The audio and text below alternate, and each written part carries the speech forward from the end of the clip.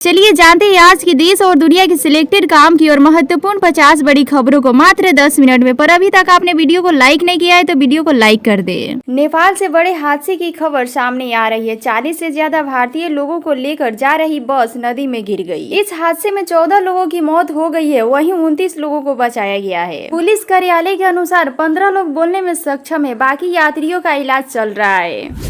Monkey pox virus कुछ साल पहले तक एक ही देश में एक हिस्से तक सिमटा हुआ था, लेकिन साल 2022 में मंकी पॉक्स वायरस पहली बार एक देश से दूसरे देश में पहुंचा। इस बार भी मंकी पॉक्स वायरस का दायरा बढ़ता जा रहा है। इस बार ये वायरस दक्षिण अफ्रीका और यूरोप के बाद पाकिस्तान तक पहुंच चुका है। वायरस जिस तेजी से पांव पसार रहा है, उसे देखते हुए विश्व स्वास्थ्य संगठन इसके लिए ग्लोबल अलर्ट जारी कर चुका है। इस वायरस से जुड़ी खबरों को देखकर जाहिर तौर पर आम लोग परेशान है और ये जानना चाहते हैं कि क्या मंकी पॉक्स वायरस भी कोरोना वायरस जितना ही घातक और तेजी से फैलने वाला है।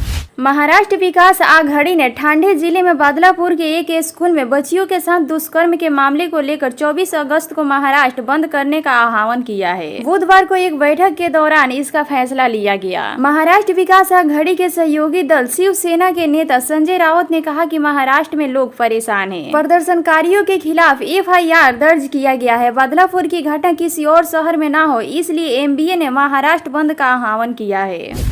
अगर आने वाले 2-3 दिनों में कोई जरूरी काम की योजना बना रहे हैं तो अलर्ट हो जाइए, क्योंकि आने वाले कुछ दिन एक बार फिर लॉकडाउन जैसी स्थिति बन सकती है। ऐसे में जरूरी है कि घर में कुछ जरूरी सामान ले आइए, खास तौर पर राशन से जुड़ी चीजें भर ले। दरअसल देश भर में कई जिलों में इन दिनों मानसून ने अपनी जोरदार रफ्तार बनाई हुई है। इसी बीच भारतीय मौसम विज्ञान विभाग की ओर से एक बड़ा अलर्ट भी जारी किया गया है। इस चेतावनी के चलते आने वाले दिनों में दिल्ली NCR में भारी बारिश से मुश्किलें बढ़ सकती है। पड़ोसी देश बांग्लादेश की स्थिति से हम सब वाकिफ है। चंद महीने पहले तक यह मुल्क फलता फूलता इकोनॉमिक वाला देश था। यहाँ की तत्कालीन प्रधानमंत्री शेख हसीना एक तरफ चीन और दूसरी तरफ भारत को साधते हुए देश की आर्थिक प्रगति को लेकर अरबों खरबों डॉलर फंड ला रही थी, लेकिन अंदर ही अंदर उनके मुल्क में उनके खिलाफ एक आग सुलग रही थी या सुलगाई जा रही थी। लेकिन प्रधानमंत्री उस धुएं को नहीं समझ पाई। फिर अचानक मुल्क में उनके खिलाफ विरोध भड़क गया और उनको अपनी जान बचाकर भारत में शरण लेनी पड़ी। वहीं भड़की हिंसा में हजारों के गरीब लोग मारे गए। बीते करीब 3 हफ्ते में इस मुल्क में हर व्यवस्था चरमरा गई है। यहाँ अल्पसंख्यक हिंदुओं पर हमले भी हुए। पूरे देश अराजक तत्वों के हाथ में चला गया।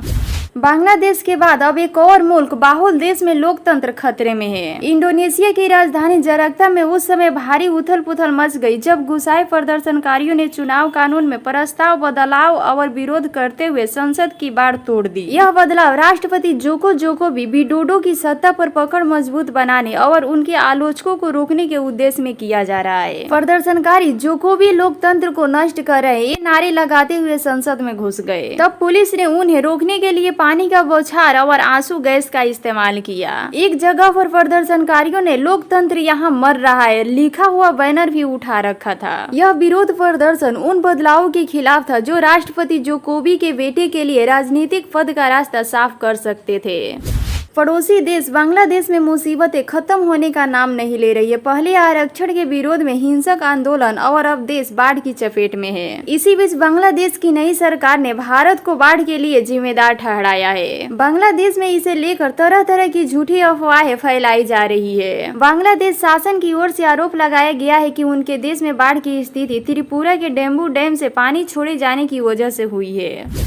देश के अलग अलग प्रांत के मुख्यमंत्रियों के सख्त निर्णय लेने के मामले में उत्तर प्रदेश के CM योगी आदित्यनाथ की पहचान है। सबसे पहले CM योगी आदित्यनाथ के द्वारा ही अपराधियों के घरों पर बुलडोजर चलवाने की कार्रवाई की गई। बाद में इसी तरह की कार्रवाई मध्य प्रदेश में भी की जाने लगी। हालांकि यूपी के CM योगी आदित्यनाथ से भी एक कदम आगे MP के CM डॉक्टर मोहन यादव निकल गए हैं। मोहन यादव सरकार में आलीशान घर के साथ गाड़ियों पर भी बुलडोजर चलवा दिया है। सरकार ने बुखार जुखाम एलर्जी और दर्द के लिए इस्तेमाल की जाने वाली 156 फिक्स डोज कॉम्बिनेशन दवाइयों पर प्रतिबंध लगा दिया है। बाजार में अब ये दवाई नहीं बिक सकेगी। सरकार ने कहा है कि ये दवाई स्वास्थ्य के लिए खतरनाक हो सकती है। FCD उन दवाइयों को कहते हैं जिन्हें 2 या 2 से अधिक दवाइयों को निश्चित अनुरूप से मिलाकर तैयार किया जाता है। इस समय बड़े स्तर पर इन देसी दवाइयों का इस्तेमाल किया जा रहा है। इन्हें कॉकटेल दवाई भी कहा जाता है।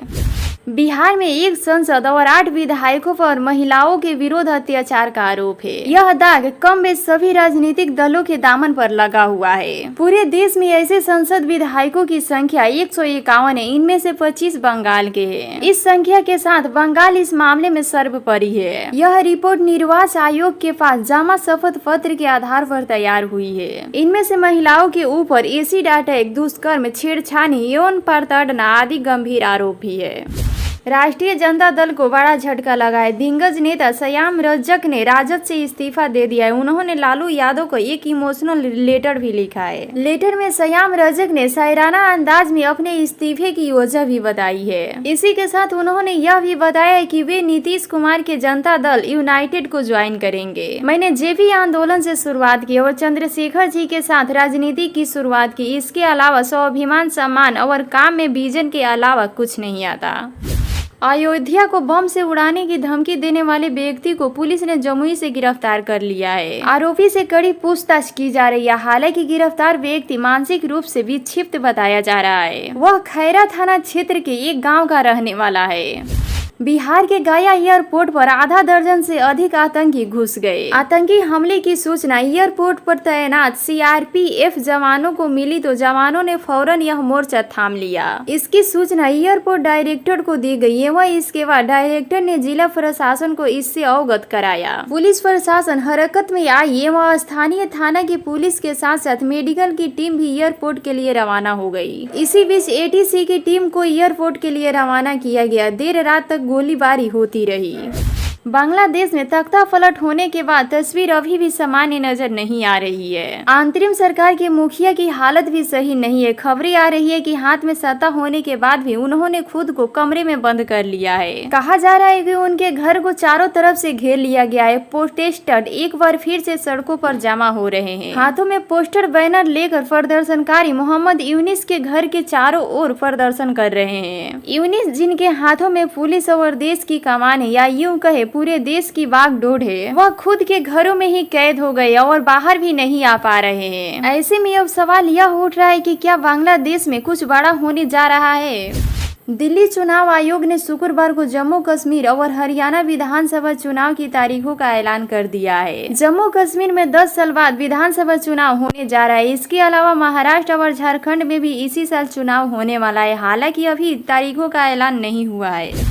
बिहार के उद्यमियों के लिए बड़ी खुशखबरी है। 23 अगस्त यानी आज मुख्यमंत्री उद्यमी योजना की लॉटरी खुलेगी। शुक्रवार की शाम यह लॉटरी खुली। उद्यमी विभाग के सभागार ने शनिवार की शाम 5 बजे लाभुकों की किस्त का फैसला होगा। लॉटरी के माध्यम से मुख्यमंत्री उद्यमी योजना के लाभुकों के योजना का लाभ मिलेगा। उद्योग मंत्री नीतीश मिश्रा के मौजूदगी में यह लॉटरी निकाली जाएगी। अब तक हजारों युवाओं को इस योजना का लाभ मिल चुका है और वे अपना काम शुरू कर चुके हैं। राज्य में रोजगार और निजी क्षेत्र में नौकरी के अवसर बढ़ाने के लिए यह योजना चलाई गई है।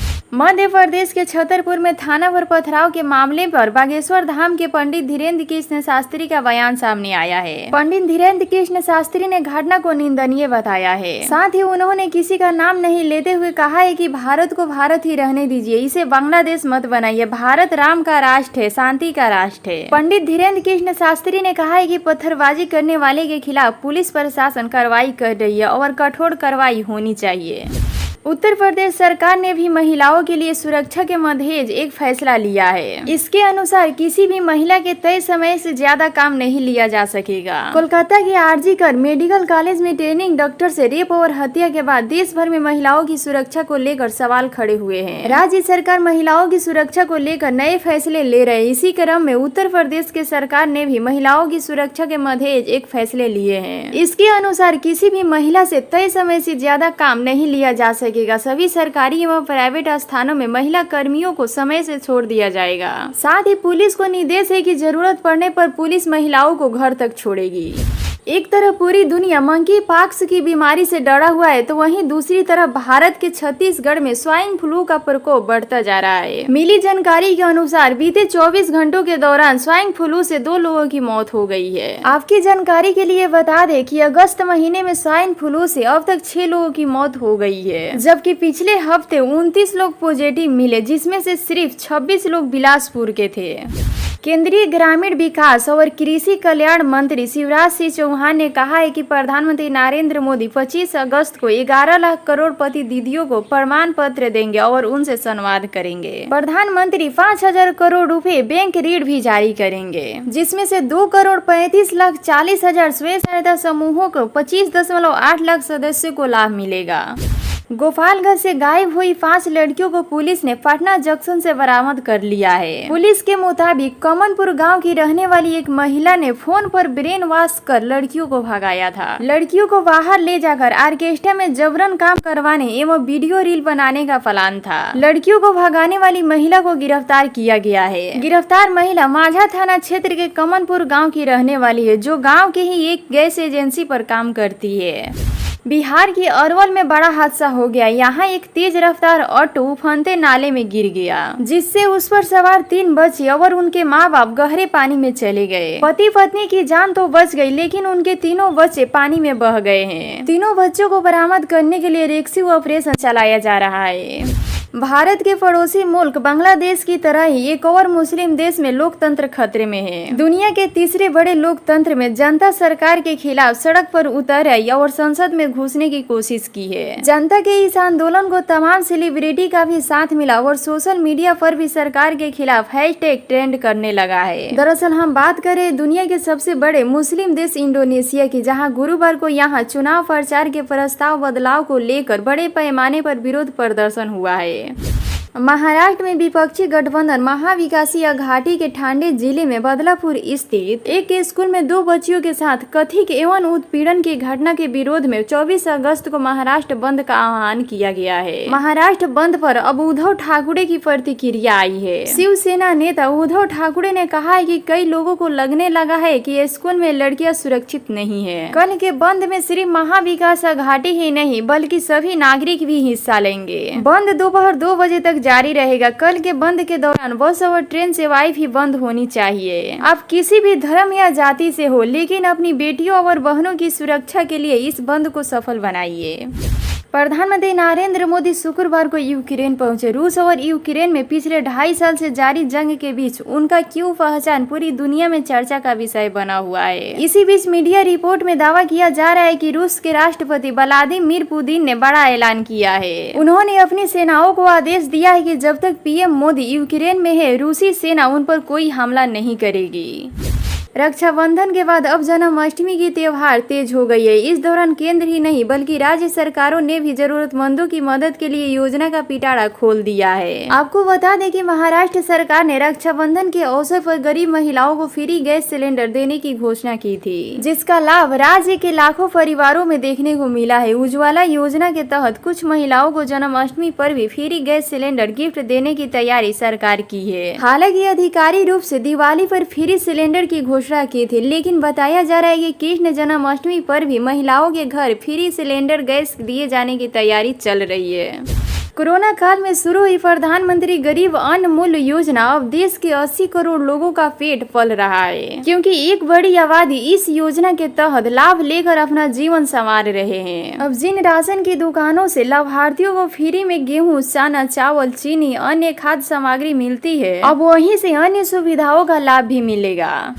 थावे थाना क्षेत्र के पिठौरी गांव के समीप गुरुवार की शाम को बाइक सवार बदमाशों ने बाइक सवार एक युवक के सीने के पास गोली मार दी। गोली मारकर बदमाश मौके से फरार हो गए। वहीं जख्मी युवक को इलाज के लिए सदर अस्पताल में इमरजेंसी वार्ड में भर्ती कराया गया है। यहां इलाज के दौरान युवक की मौत हो गई।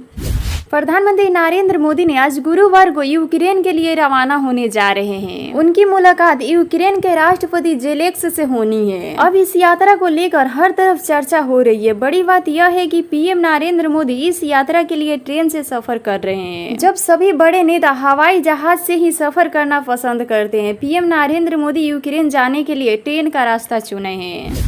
आंध्र प्रदेश के डप्पा से दर्दनाक घटना सामने आई है, जिसका वीडियो देख आपका भी दिल दहल जाएगा। डप्पा इलाके में करंट लगने से 2 बच्चों की भयावह मौत के मामले ने पूरे इलाके के लोगों को सन्न कर दिया है। यह पूरी घटना सीसीटीवी फुटेज में कैद हो गई, जिसका वीडियो अब सोशल मीडिया पर वायरल हो रहा है।